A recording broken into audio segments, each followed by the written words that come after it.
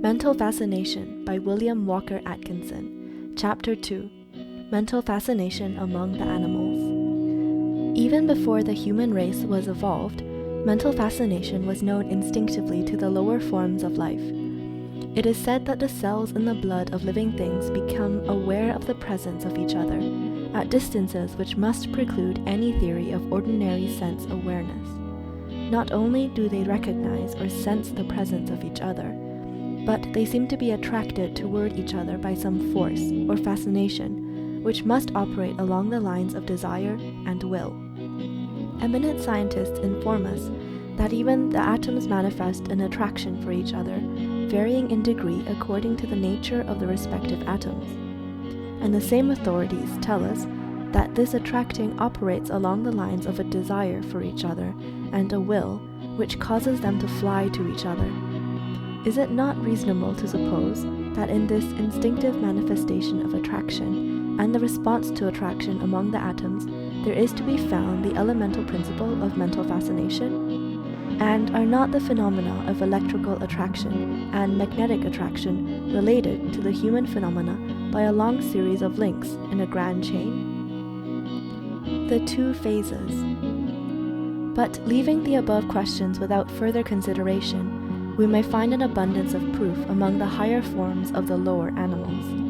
Among the animals, we find many instances of the power of charming or fascinating, both of which I hold to be but varying forms of manifestation of mental fascination, as I use the term, i.e., the action of a mental force that powerfully influences the imagination, desire, or will of another.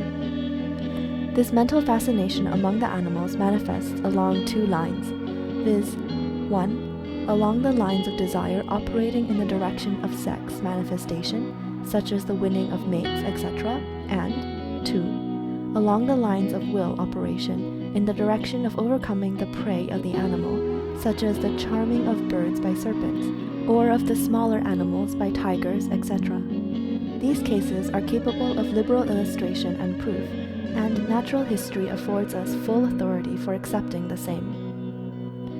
Instances of animal fascination. I recently read an account of a naturalist who related that one day in a tropical country he noticed a winged insect circling around and around a scorpion. After a bit, the insect made a series of desperate plunges at the scorpion, as if in a frantic desire to terminate the charm, the scorpion soon striking down the insect and afterwards devouring it. It is related by travelers that when one comes suddenly in the presence of a lion, tiger, or leopard, his legs seem paralyzed, and the eyes of the beast seem to exert a peculiar fascination and power over him. I have seen a mouse manifest the same emotion in the presence of a cat, and the same is true of a rat in the presence of a ferret or similar enemy. On the other hand, every observer has noticed the wonderful charming power that animals exert over others of their kind, of the opposite sex.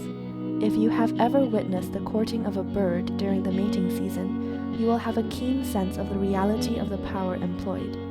One of the birds, and it may be either the male or female, will be seen to actually fascinate or charm the one of the opposite sex, the latter lying still with quivering wings and a helpless expression in its eyes. When compared with the attitude of the same bird when charmed by a serpent, the resemblance will be striking. Scientific testimony. I have before me a book written in 1847 which relates quite a number of instances in the operation of mental fascination among the lower animals. I will give you a few of them, condensed and abbreviated. Professor Silliman is quoted as stating that one day, while crossing the Hudson River at Catskill, he passed along a narrow road with the river on one side and a steep bank covered by bushes on the other side. His attention was attracted by the sight of a number of birds of a variety of species who were flying forward and backwards across the road, turning and wheeling in strange gyrations and with noisy chirpings, seemingly centering over a particular point of the road. Upon examination, the professor found an enormous black snake, partly coiled and partly erect, showing an appearance of great animation, with his eyes flashing like a brilliant diamond and his tongue darting in and out. The snake was the center of the motion of the birds. The professor adds that although the snake disappeared in the bushes, frightened at the approach of the men, Still the birds seemed too dazed to escape, and perched on the nearby bushes, evidently awaiting the reappearance of their charmer. The Charming by Snakes. The same book relates an incident of a man in Pennsylvania who saw a large black snake charming a bird. The bird described gradually decreasing circles around the snake, at the same time uttering piteous cries. It seemed almost ready to drop into the jaws of the snake when the man drove off the latter, when the bird arose with a song of joy. Another case is related of a ground squirrel, which was observed running to and fro between a creek and a large tree a few yards distant. The squirrel's fur was badly ruffled, and he exhibited fright and distress. Investigation disclosed the head and neck of a rattlesnake protruding from the hole of the tree and pointing directly at the squirrel. The poor squirrel at last gave up the fight, and yielding to the fascination, laid himself down with his head very close to the snake's mouth. The snake then proceeded to swallow the squirrel, when his meal was interrupted with a cut of a carriage whip in the hands of the observer, and the squirrel, released from the spell, ran briskly away. Interesting instances. Dr. Good is quoted as having made quite a study of the curious, fascinating power that rattlesnakes manifest over small animals, such as birds, squirrels, and young hares, etc. He relates that these animals seem incapable of drawing their eyes away from those of the snake, and, although seemingly struggling to get away, they still gradually approach the snake, as though urged toward him, or attracted by a power superior to their natural instincts. He goes on to state that the animals creep nearer and nearer, until at last it is drawn into the serpent's mouth, which has been open all the while to receive them. Dr. Barrow is quoted as relating many instances of this kind known to peasants in all parts of the world. Valiant, the African traveler, tells of an instance in which he witnessed a shrike at the very act of being fascinated by a large snake at a distance, the fiery eyes and open mouth of which was gradually approaching the bird, the latter manifesting convulsive trembling and uttering piercing shrieks of distress. The traveler shot the snake, but upon picking up the bird he found it dead, killed either by fear, or the power of the serpent, or perhaps by the violent breaking of the spell. He measured the distance between the snake and the bird, and found it to be 3½ feet. Strange stories. A case is related in one of the early reports of the Philosophical Society, in which a mouse was put in a cage with a viper by way of an experiment. The mouse at first seemed greatly agitated, which state was followed by a condition of fascination, the mouse drawing nearer and nearer to the viper, which remained motionless, with distended jaws and glistening eyes. The mouse finally actually entered the jaws of the viper and was devoured. Bruce, the African traveler, relates that the natives of an interior tribe seem to be protected by nature against the bite of scorpions and vipers.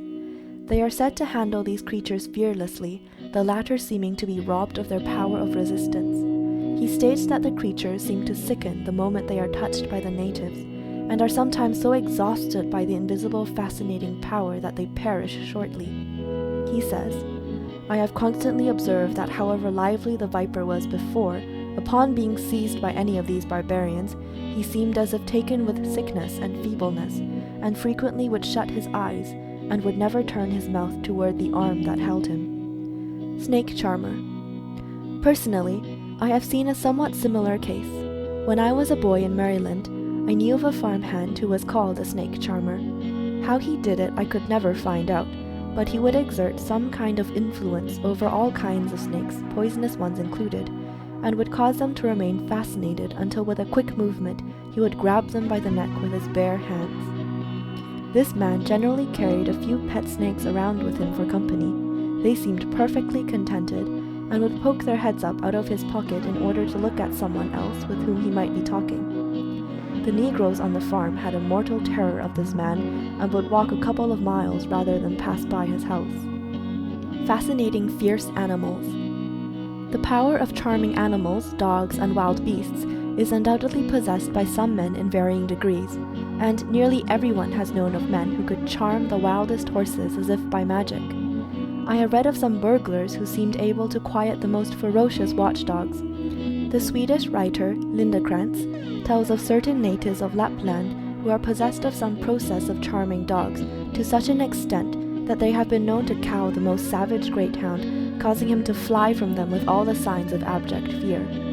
Many of my readers have seen or heard of the horse whisperers found in various parts of the country, who will shut themselves in a stable with a fierce horse and by whispering to him will manage to tame him completely and make him passive to their will. Charmed by a snake. There are cases recorded in which men who have been charmed by a snake have afterwards given in their experience. One of these cases relates that a man was walking in his garden when he suddenly came into the presence of a snake, whose eyes gleamed in a peculiar manner. He found himself fascinated as if by a spell and unable to withdraw his eyes from those of the creature. The snake, he stated afterward, seemed to begin to increase immensely in size and assumed in rapid succession a mixture of brilliant colors. He grew dizzy and would have fallen in the direction of the snake had not his wife approached, throwing her arms about him and breaking the spell. Another similar case is related in which a man found his companion standing still on the road with his eyes fixed intently upon those of a large rattlesnake which was regarding him fixedly with gleaming eyes scintillating in its raised head. The man was leaning toward the snake and would have fallen toward it in a few moments. He was crying feebly but piteously, "He will bite me! He will kill me!" "Sure he will," replied his friend. "Why don't you run away? Why are you staying here?" But the man seemed perfectly dazed and distracted and could not answer. The companion finally picked up a stick and struck at the snake, which glided away savagely. The fascinated man was sick for several hours afterward. A personal experience. When I was a boy, I had somewhat similar experience, although not nearly so serious. Walking one day among a grove of trees belonging to my grandfather, I found myself standing, staring intently at a snake about 2 feet long, whose eyes glistened like large diamonds. In a moment, I ceased to see anything but those awful eyes, which glistened and displayed all the prismatic colors to my frightened glance. It lasted but a moment, however, for the snake glided away, seemingly as anxious to get away from me as I was to part company with him. I cannot say whether the spell would have been broken by me if the snake had not moved away. Perhaps it might, or perhaps not. All that I remember now, after the passage of 35 years or more, is that I did not seem to feel fear after the first shock, my feeling and emotion seemingly being that of great wonder and amazement arising from what I saw in those eyes. An elemental force. But I have said enough regarding the manifestation of mental fascination among the lower animals. There are many interesting instances of this sort scattered through the pages of books on animal life, and nearly everyone who has lived in the woods or among wildlife knows of many cases illustrating this fact, which have come under his own observation. I have mentioned these features of the subject merely for the purpose of showing you that we have to deal with a general natural principle which manifests throughout all life. This book has to deal with the manifestation of this force among men, but in closing this chapter, I would ask you to notice the resemblance between the manifestation of the force among the animals on the one hand, and among mankind on the other. The animals employ the force for 2 purposes, i.e., the captivating of mates and the capture of prey. And how do men and women use it? Among similar lines? Yes, I mean this as startling as it may appear. For is not the use of fascination in the direction of attracting the opposite sex akin to the sex charming noticed among the birds and animals? And is not the use of fascination in the direction of influencing men and women along the lines of business or personal interest akin to the charming of prey by wild animals, serpents, etc.?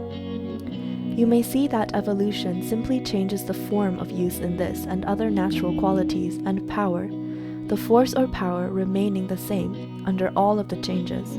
And does it not become important for us to understand, study, and guard ourselves against the employment of such an elemental force as this, which manifests along all planes of life, from lowest to highest? I emphatically answer yes. End of chapter 2.